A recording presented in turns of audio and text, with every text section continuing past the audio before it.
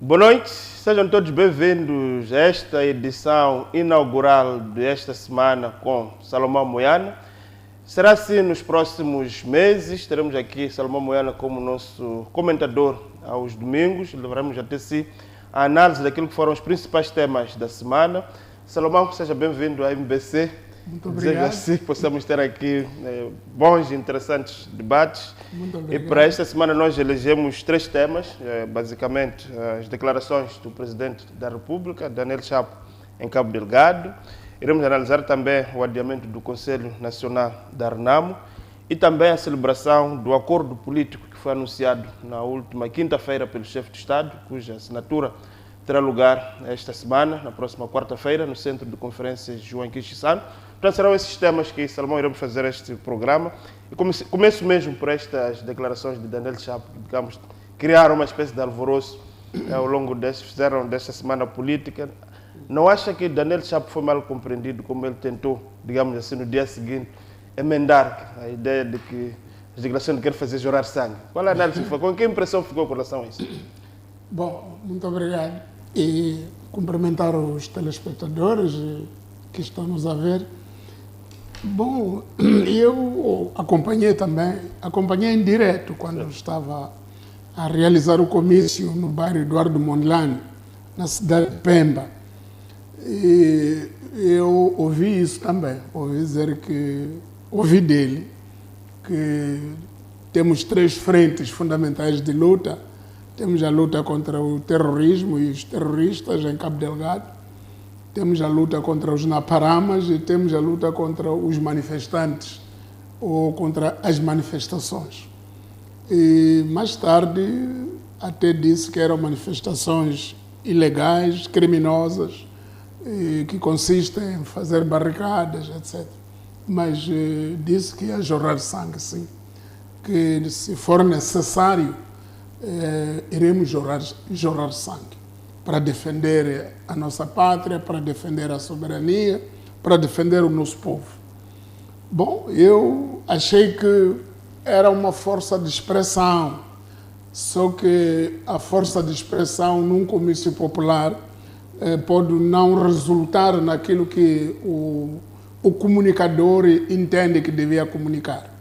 Eu penso que o que o presidente está claramente a dizer, ou que estava claramente a dizer, é que vamos lutar contra esses três males. Agora, a ênfase que foi dada para manifestações é que caiu mal no seio de muitos jornalistas e no seio da população também. Ouvi alguns polícias que estavam a dizer que se o comandante-chefe nosso fala assim, está-nos a dar ordens para nós agirmos. Disparar contra os manifestantes, o que eu penso que não é uma abordagem correta neste momento. Penso que os problemas de Moçambique, quer os problemas dos naparamas, quer os problemas dos manifestantes, não podem ser colocados no mesmo saco com os problemas dos terroristas. É preciso entender e separar essas coisas e não andarmos a apelar para termos novos inimigos. Os naparamas, é preciso separá-los do grupo dos terroristas. É preciso saber ao serviço de quem os naparamas estão a operar. Mas eles existem mesmo? Existem porque têm travado alguns combates em alguns sítios. Aconteceu em Luabo, aconteceu acho que ali na zona de Namapa, em Nampula, tem acontecido. Mas é preciso saber por que os naparamas, de repente, são inimigos do governo.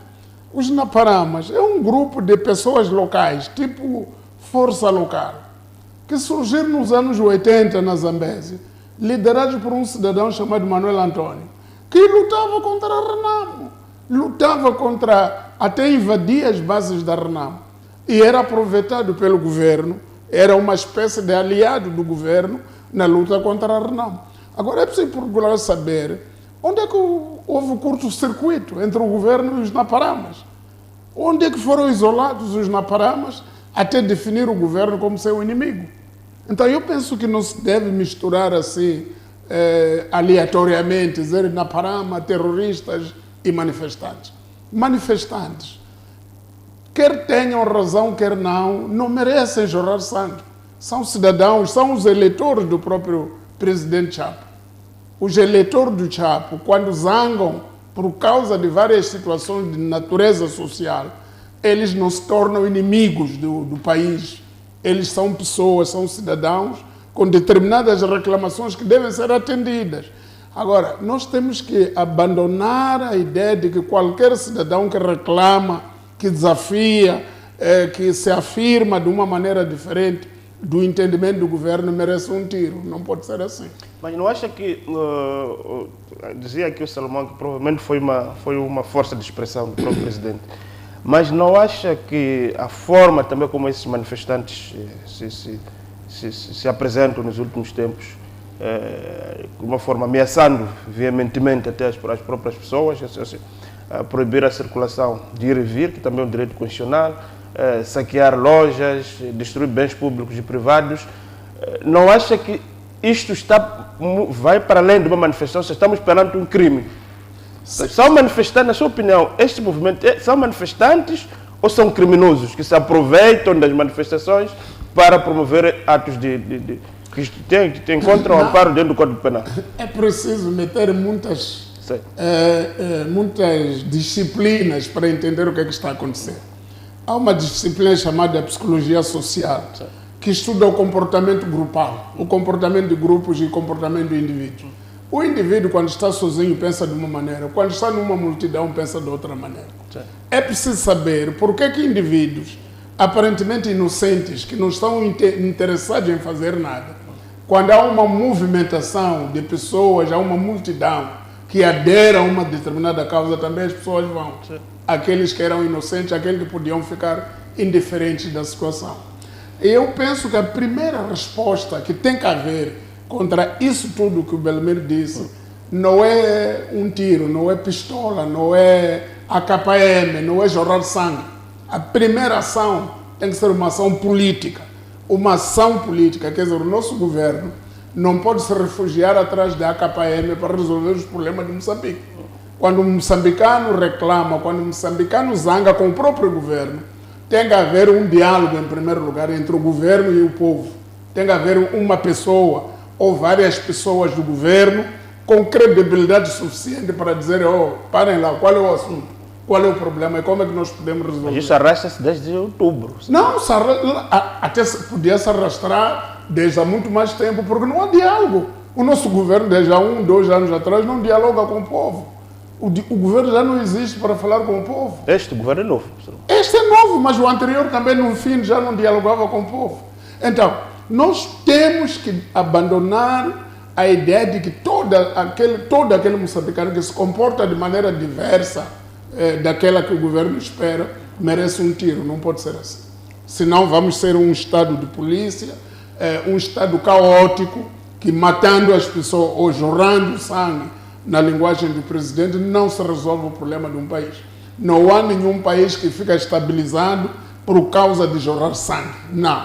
O país fica estabilizado por causa de entendimento das pessoas, da direção correta que devem seguir e seguirem todos para aquela direção. Mas para isso tem que haver figuras, olha lá, nos anos antigos, nos anos anteriores, ou há muito tempo, quando houvesse uma situação de um desconforto no seio da população, havia brigadas que reuniam com as comunidades, havia grupos nos bairros, havia conversa com as pessoas. E as pessoas diziam como é que pode se resolver um problema. Não era logo correr para, até nesse tempo que estou a falar no período do presidente Samora Machel. Mas ali jorrava-se sangue de verdade, Salomão. Não havia sangue, não. Havia conversa.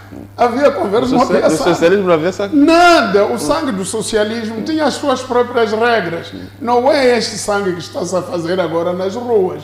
Não era bem assim. Também ouvi uma coisa que o presidente Chapo disse, quando estava a se referir às manifestações, a dizer que foi assim que começou a guerra de desestabilização dos 16 anos. Começamos... Não começou assim. E nós estávamos aqui e vimos, não é assim que começou a guerra dos 16 anos.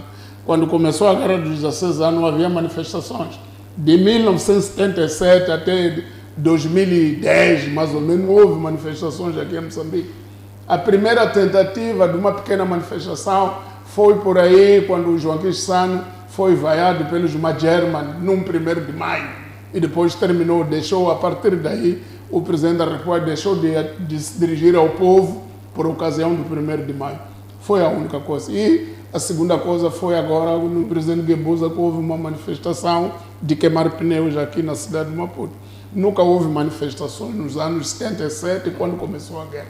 Naquele período que houve, havia centros de reeducação onde as pessoas estavam e aqueles que queriam fazer a guerra da RENAM foram libertar os presos nos centros de reeducação e foram com eles para a Rodésia. É assim que a guerra começou, portanto não começou das manifestações. Eu fiquei muito admirado quando ouvi o presidente a recorrer para coisas que nós já pensávamos que encerramos. A guerra dos 16 anos, os bandidos armados, coisas incríveis. Eu até disse, se eu fosse da RENAM, eu saía daquele grupo de diálogo ali na presidência. Você vai dialogar com o presidente, tomar café com ele, como um parceiro, para encontrar soluções para o país. E quando o presidente vai para Pemba, vai para um encontro com o diplomata, diz que os bandidos armados começaram assim, aqueles que desestabilizaram, só mais tarde eles descobrimos que era a RENAM. Quer dizer, eu não ia mais lá naquele encontro, eu abandonava. Eu saía daquele grupo. Quer dizer, de dia, ou quando estou com o presidente, eu sou parceiro. Quando eu saio, sou bandido armado. Não pode. Não é assim que se faz. É falta de respeito àqueles elementos que estão a conversar com ele. Esse é o ponto 3. Chegaremos até lá. Não, é nas manifestações, mas ok. Eu queria esgotar essa parte, no sentido em que o facto é que a economia do país está severamente afetada por esses movimentos. Os direitos fundamentais das pessoas, estou a falar do direito de ir e vir, das pessoas, o direito à propriedade, são severamente afetados. A questão que eu lhe coloco, como é que nós acabamos com estes movimentos? Bom, acabamos através do diálogo. Eu repito isso. Através do diálogo.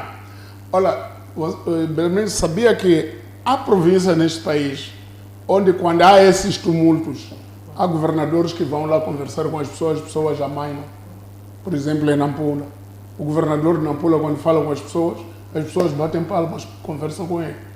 Mas há zonas neste país, ainda ontem vi uma imagem onde uma administradora foi carregada pela população para irem lhe mostrar as obras mal paradas desde que ela chegou no distrito.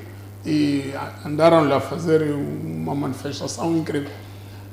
Por que isto? O que quero dizer com isso? Quero dizer que nós, ou seja, o Partido Frelimo, perdeu muito nos últimos tempos. Antigamente, o Partido Frelimo trabalhava com pessoas com credibilidade no seio da população. Agora já não. Há pessoas, dirigentes do partido, que se forem ao público, podem ser apedrejadas.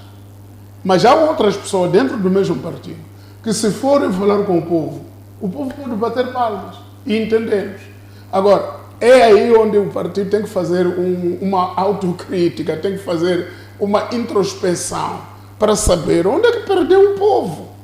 Onde é que a Frelimo perdeu o povo? Porque isso mostra uma dissonância incrível entre o partido dirigente e o povo. Agora, para acabar com isso, não é com a KPM. É tentar recorrer a métodos de conversação. Se os dirigentes que estamos a ver agora não estão em altura de dialogar até o povo entender, que se recorre a outras figuras, mesmo figuras que estão na oposição, para ajudar a conversar, para ajudar a acalmar os ânimos da população. Portanto, esta batalha não pode ser vista, batalha governo-povo. Governo-povo não pode ser assim. O governo não se pode colocar numa posição em que ele luta contra o povo também luta contra o governo. Não pode, é uma abordagem errada. O governo tem que se apresentar constantemente como servidor do povo e apelar para que o povo adira ao serviço que o governo presta e ouvir cada vez mais. O comandante-geral, este novo, o Joaquim Silva, foi em Nhambana antes de ontem, ou esta semana, ouvir as pessoas. As pessoas falaram coisas interessantes. Há um senhor que levantou e disse, senhor, mesmo que tenhamos 1000 militares, não podemos resolver o problema com armas. Temos que ter outra maneira de resolver. É uma pessoa da população que está a dizer isso. Agora, como é que no seio do governo a ideia que prevalece é de que vamos vencer porque temos munições? Não pode. Temos que abandonar em definitivo essa abordagem de AKPM. Os problemas de Moçambique nunca se resolvem com a AKPM. Tem que se resolver através de um método abrangente de diálogo. Se calhar, só para fecharmos essa parte, Salomão, a minha questão que eu também queria colocar assim, é olhando para esta situação. Há pessoas que estão a perder os seus negócios, há pessoas que não estão a conseguir, digamos, esta semana a própria Revim anunciou um despedimento coletivo porque não consegue manter aquelas pessoas, porque não está a fazer cobrança de portagens. A economia, principalmente o setor privado, temos o governo a pagar os funcionários públicos, mas os privados são as maiores vítimas, digamos assim, desta situação. A minha questão que eu coloco assim, Salomão, para além dessa perspectiva do diálogo, a questão que se coloca, é diálogo com quem? Essa é a questão que eu coloco. É diálogo com todos. Agora, há outra coisa, ainda bem, nessa pergunta, na senda dessa pergunta. Há uma narrativa que está-se a tentar avançar e o presidente também gosta muito de dizer que este já não é o problema das eleições. Não, não é assim que se diz.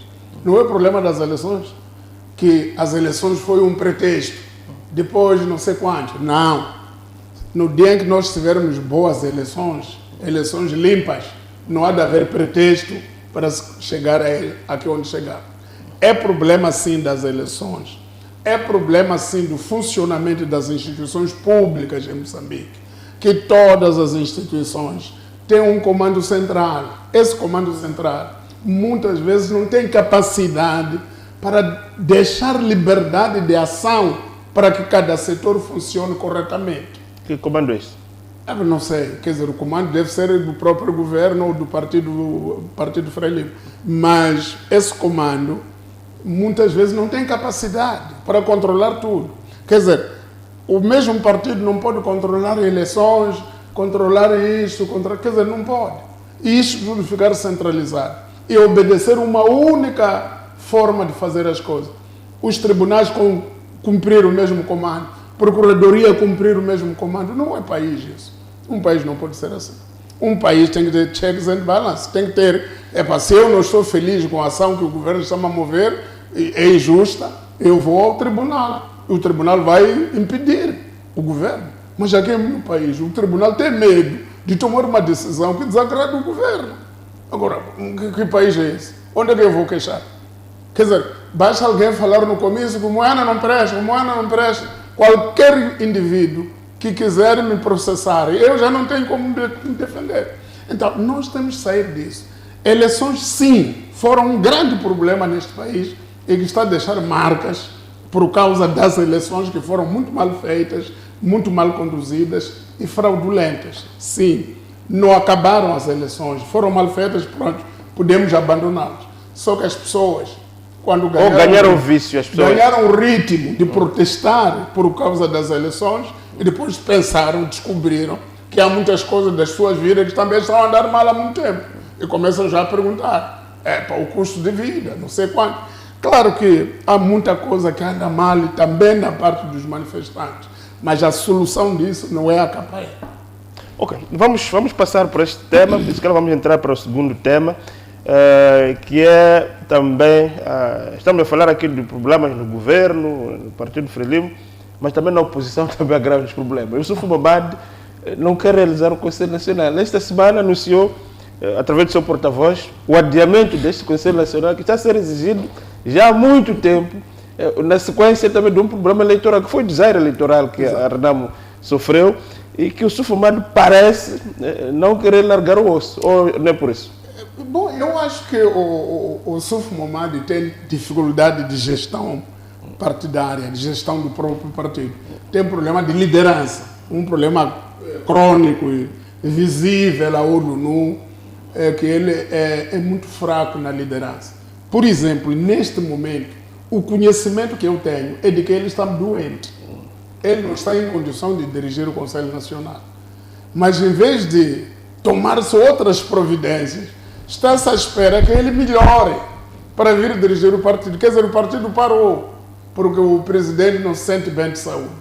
Então, eu penso que, aliás, já tínhamos dito antes, em várias ocasiões, que na qualidade de um presidente que teve a pior prestação da RENAMO desde que houve eleições em Moçambique, desde 94 para cá, ele deveria ter posto logo o lugar dele à disposição.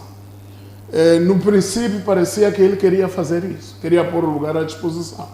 Mas mais tarde ele lembrou-se de que foi eleito em maio do ano passado, ainda tem 5 anos na cadeia. Então ele já não está a dar sinais de querer largar o partido. E mesmo se ele largasse o partido assim, de qualquer maneira, seria um largar muito atabalhoado, porque não seria dentro dos órgãos. Da maneira como as coisas estão, não há uma espécie de plano de sucessão, não há um trabalho visível de outras pessoas da RENAMO, senão o próprio líder que de vez em quando é visto na televisão, sobretudo nos últimos tempos, a sair da presidência da República. Eu penso que RENAMO precisa de renascer, precisa de fazer um trabalho interno profundo que vá para além de figuras concretas, que vá para além da saúde ou doença do Ossufo Momad. Por exemplo, os militantes da RENAMO que estavam convocados para o Conselho Nacional, a única coisa que ouviram do porta-voz é de que está adiado sine die por razões ponderosas. Razões ponderosas, não se sabe exatamente o que são. Então, pronto. E eu tenho sorte de saber que é por motivo de saúde do Ossufo Momad. Mas eu acho que pode-se criar outros mecanismos de viabilizar os órgãos do partido para que funcione, independentemente do estado de saúde do presidente. Mas olhando para a situação que a RENAMO se encontra neste momento, quais são as saídas que a RENAMO neste momento vislumbra-se? Há futuro com o Ossufo Momad na RENAMO? Não, eu acho que não há. Não há, é só ver, por exemplo, como estruturou esta bancada agora, a chefia da bancada. Malagueta. Sim, Malagueta está no parlamento há 30 anos, nunca uma única vez pediu palavra durante 30 anos. Agora vai ser chefe da bancada. Claro que vai ter que falar, porque tem que ler aquele discurso de abertura e de encerramento, mas não é assim que se faz. E depois, numa situação em que fala-se muito a necessidade de renovar, falava-se muito a questão dos partidos têm que renovar, sangue novo. E verificamos, por exemplo, que a Frelimo, de uma ou de outra forma, fez esse exercício. E a RENAMO, de facto, está no quadro regressivo. Quer dizer, o Malagueta também fala de Malagueta já desde o tempo da Guerra Civil até hoje. Sim, Malagueta veio de Mato como brigadeiro por aqui. Conhecemos a ele naquelas comissões da COMIV, etc., para Comitê de Verificação, que era para Acordo Geral de Paz. Quer dizer, depois do Acordo Geral de Paz. Mas não houve grandes evoluções em termos da prestação pública dele e também das outras pessoas que foram anunciadas ali dentro. E eu penso que a RENAMO está numa crise muito grande e que precisaria daquilo que as pessoas dizem em relação ao país, precisa de uma refundação, de um trabalho profundo, bastante abrangente e precisa de fazer política. A RENAMO não faz política. Não apareça a fazer política. Virou um partido muito institucional, das reuniões. Um partido conveniente, um partido que vai para aqui porque chamaram, vai para ali porque chamaram, mas não tem agenda própria, não tem um aparecimento público próprio de um partido que está preocupado com o país. Há acontecimentos vários, não se pronuncia, não diz nada. Não critica, não levanta questões, não apresenta soluções. Não é porque já não é o líder da oposição. Temos este partido também que não aparece também. Também nunca fez nada desde o tempo que era líder. Quer dizer, aliás, essa figura de líder da oposição tem que ser repensada neste país. Não pode, o facto de você ser presidente de um partido que depois ficou em segundo lugar, você é líder da oposição. Quer dizer, o líder da oposição, Ossufo Momad, há de ser exatamente igual ao líder da oposição, Albert Forquilha. Não espero ver nada, porque também o próprio Forquilha nunca foi um político de aparecer. Nunca fez um comício. Nunca fez nada, nunca falou com ninguém, só vemos ele a retorquir a responder críticas, etc, etc. Mas nunca mostrou uma atitude proativa para resolver o problema de um país. Portanto, o Estado também, em certa medida, andou a legislar coisas que se calhar pensava num contexto X, porque... Mas essa questão também, Salomão, não é essa questão de... Há um princípio, quando faz lei, a questão tem que ser leis abstratas. Parece que as leis são feitas à medida da pessoa. Se formos a ver, aquela lei foi feita para Afonso Dhlakama. Sim, foi feita exatamente para servir àquele líder da oposição, que era o Afonso Dhlakama. Infelizmente, Afonso Dhlakama desapareceu e a lei ficou em desuso. Mas agora temos que encaixar qualquer um que aparecer. Mas não era esse o espírito. Acabamos ridicularizando as próprias instituições, porque faz chamar por aquele de líder da oposição. Parece uma piada de muito bom gosto. Acho que ele próprio não deve estar a gostar do termo, porque não lhe fica bem. E ele nem vai liderar nenhuma oposição. Dificilmente ele vai conseguir liderar bem o partido dele, que não tem inserção a nível nacional. Nem membros concretos. Não tem membros. Eu ouvi aquele jovem da CAD em Nampula dizer que, quando fizemos o acordo com Podemos, disseram que aqui em Nampula tinha muitos membros. Quando pedimos, só apanhamos 9. Quer dizer, como é que um partido na província de Nampula, a maior, a mais populosa do país, só tem 9. Portanto, há coisas aqui... A situação só para fechar para o nosso intervalo, então a situação da RENAMO fica adiada. Sim, fica adiada sine dia, porque... Em função da saúde. Em função da saúde do chefe. Mas os outros, falava-se muito que na RENAMO tem alguns pensadores. Não tem. Onde é que estão essas pessoas? Não tem. Ou é conveniente também neste momento estar... Bom, acho que estão colocados em situações em que não têm legitimidade para aparecer. E pronto, quer dizer, e se aparecer, vão ser conotados como opositores.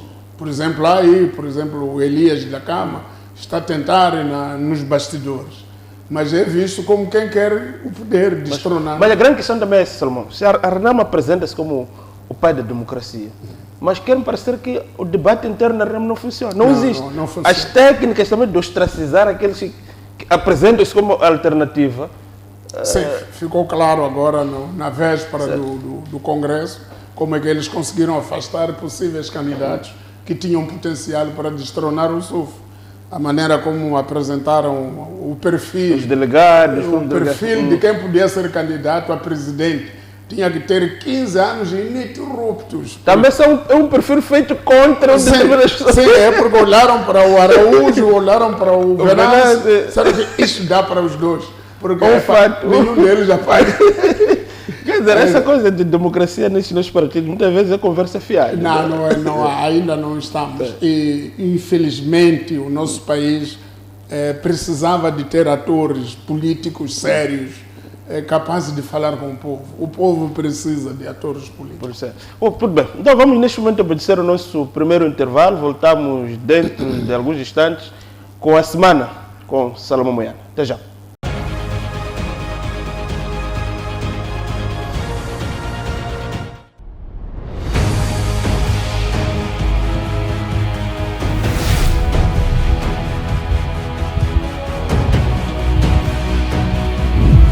Algo grande está a chegar. Prepare-se para uma nova era. Levando informação, debates e reportagens. Com conteúdos novos e programas inovadores. A partir de 1 de março, a MBC estará disponível na TV Cabo. Estar no canal 352 da TV Cabo é mais do que um avanço técnico. É a realização de um compromisso com o nosso público. Diretamente para a sua casa, através do canal 352. MBC TV, conectando o mundo.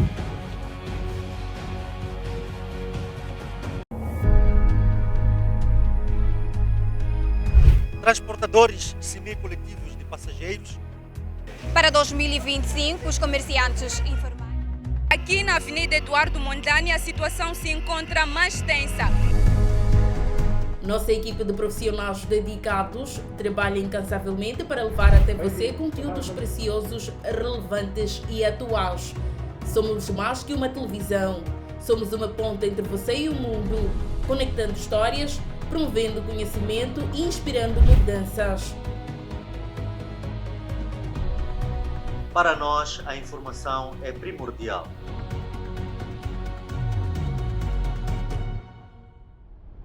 O nosso compromisso é informar.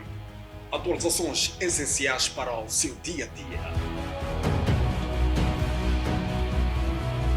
MBC, conectando o mundo.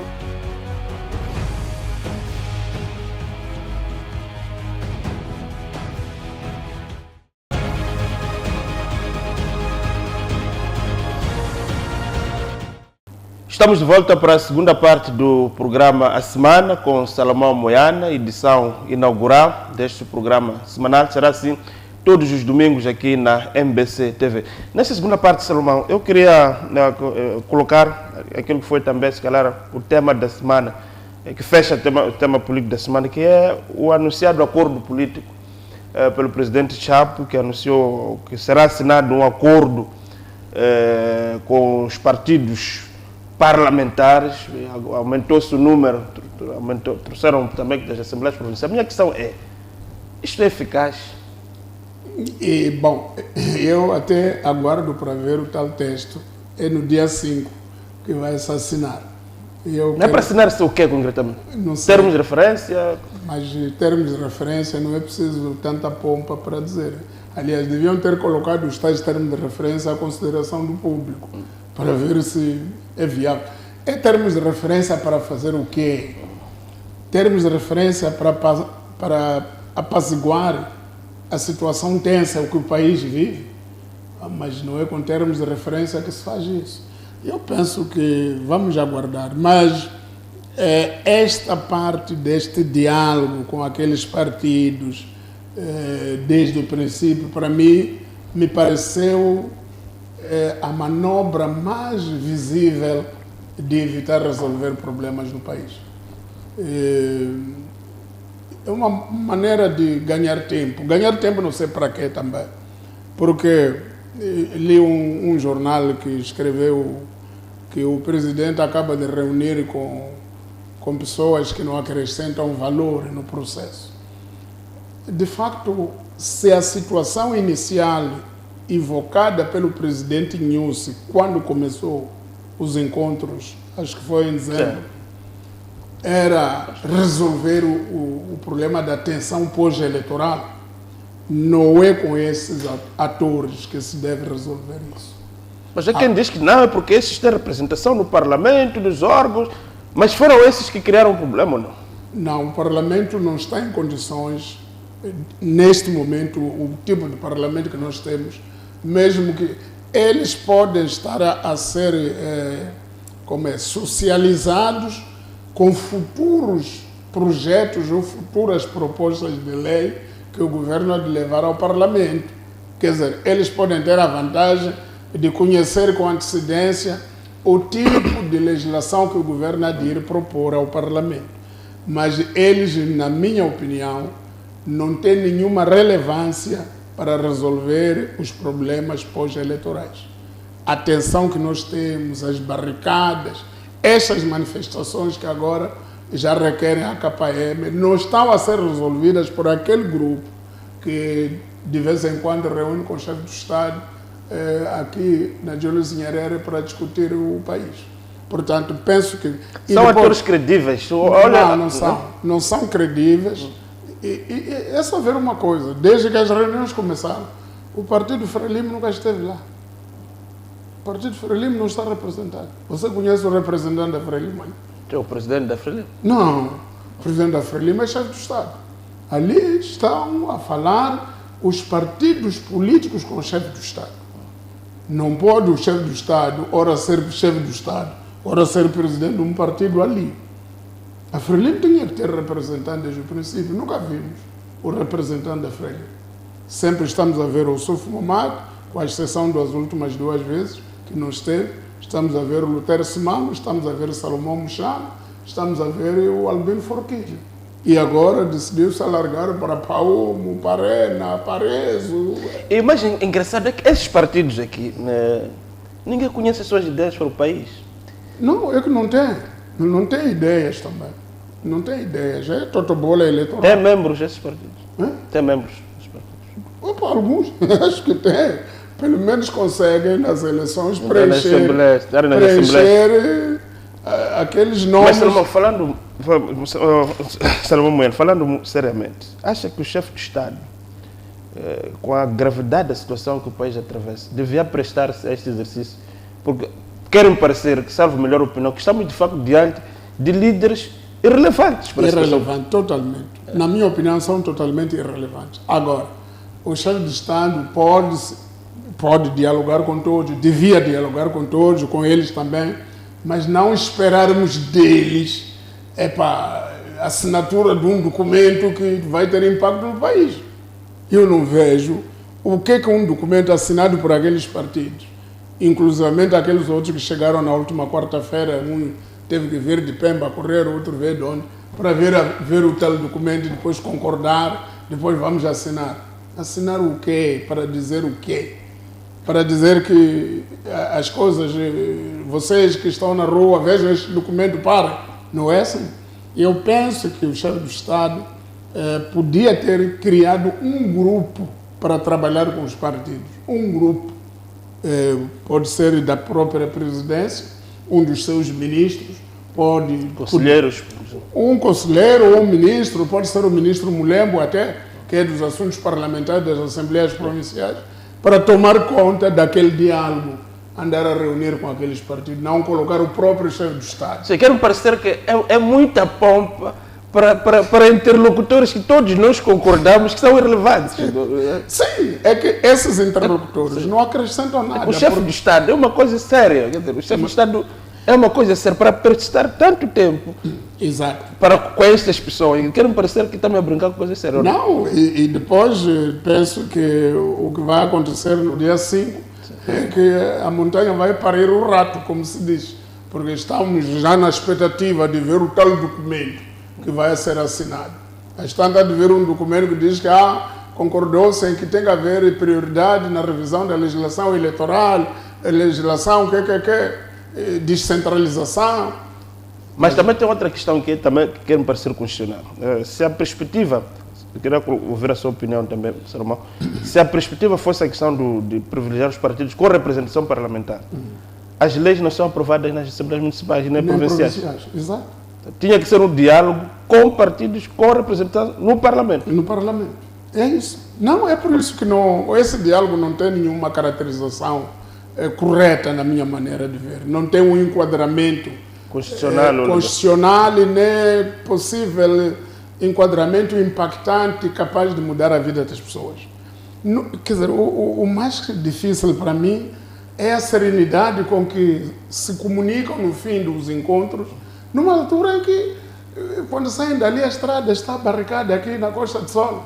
Quando saem dali, não chegam a Matlemela, a estrada está fechada. Não conseguem chegar a Matola Rio. Quer dizer, sentarmos aí, tomarmos um café num bem bom, conversar, mas lá fora está a arder. Não pode. Eu penso que temos que mudar. A expectativa que eu tenho do presidente Chapo é muito grande. Não é isto que está a acontecer agora. Eu penso que ele tem que fazer qualquer coisa para voltar a corresponder à expectativa que muitas pessoas tiveram, sobretudo quando fez aquelas primeiras declarações. O discurso inaugural. E, sobretudo no discurso inaugural, e eu até saudei bastante esse discurso. Mas antes mesmo do discurso inaugural, quando ele dizia que vamos fazer coisas diferentes para obter resultados diferentes. Isso que está acontecendo de perder tempo com aquele não é diferente. É exatamente a continuação de todas as táticas dilatórias de andar a perder tempo com inutilidades, com pessoas que não acrescentam valor no processo democrático nacional. Então, a questão que eu coloco, se estes são inúteis, com quem tem que se conversar? Tem que conversar com pessoas que têm poder de decisão. Quem são essas pessoas? Não, uma das pessoas que tem sido referida desde o princípio, e ele próprio tem referido, é o senhor Venâncio. O problema do Venâncio é que, da maneira como o governo faz a abordagem do Venâncio, está a criar condições para o Venâncio já não ser útil também no diálogo. Mas parece que o Venâncio foi colocado numa condição de pária. Sim, e numa condição de que ele não responde por nada. Mas não faz sentido ser colocado como pária, tendo em conta os prejuízos econômicos, políticos que está a causar ao país. Só se você tiver outra maneira de convencer as pessoas que estão atrás dele a desistirem dele e voltar para nós, conversar conosco. Se você não tem essa maneira de levar a população que anda com ele para entender a linha correta, é melhor falar com o dono da linha, o dono daquelas pessoas que estão lá. Então, falar com ele como também é moçambicano, ele entende as coisas. E eu penso que se ele chegou onde chegou, é porque viu que o governo também não está interessado com ele. Quando nesta grande entrevista que o presidente deu há uma semana, aqueles 3 órgãos de comunicação lhe perguntaram sobre o diálogo com o Venâncio. Disse, não, as portas da presidência estão abertas. Quando alguém pede audiência, eu atendo em menos de 3 dias. Mas não é isso. Ninguém disse que o Venâncio está à rasca de uma entrevista com o presidente. Não, de um encontro com o presidente. Não é isso. O presidente, investido pelos órgãos, tendo legitimidade que tem, é ele que, na senda de procurar uma solução para o país, tem que procurar todos, incluindo o diabo, para sentar com ele e encontrar a saída para o povo dele. Mas qual seria a saída nesse caso? Uma das saídas imediatas é conversar também com o Venâncio. Chamar o Venâncio para dentro e não deixá-lo fora. Chamar para dentro não é para estar no governo. É para ele ter um canal de lhe chamar a atenção e ele ouvir. E até pedir a ele um conjunto de propostas de como é que podemos trabalhar juntos para organizar o país. Isso, o Venâncio abaixar aquele ímpeto dele. Se o Venâncio quer criar partido, pode criar, não há problema. Mas deixar as pessoas irem trabalhar, deixar as pessoas retomar normalmente as suas vidas, ele, o próprio Venâncio, ajudar a apelar para não se queimar casas de pessoas, não se marcar estrada, não se fazer isso. Isso o Venâncio pode fazer, pode concordar em fazer. Depende da maneira como for tratado. Se continuar a ser tratado como inimigo do povo, e agora viu Jacob Sibinde, não sei se foi contratado. Ainda existe esse partido? Ainda existe não, ele está aí a publicar coisas. Esse inimigo do povo. Mas, então, se nós criarmos essa narrativa coletiva de Venâncio é inimigo do povo, Venâncio é inimigo do povo, não estamos a resolver nada, porque onde o Venâncio aparece, o povo diz que ele não é inimigo do povo. Portanto, eu penso que nós temos que mudar a abordagem. Essa é a primeira parte do falar com o Venâncio. A segunda parte, eu apelo a que dentro do governo e dentro do partido governativo ou governante se encontrem figuras para conversar com a população.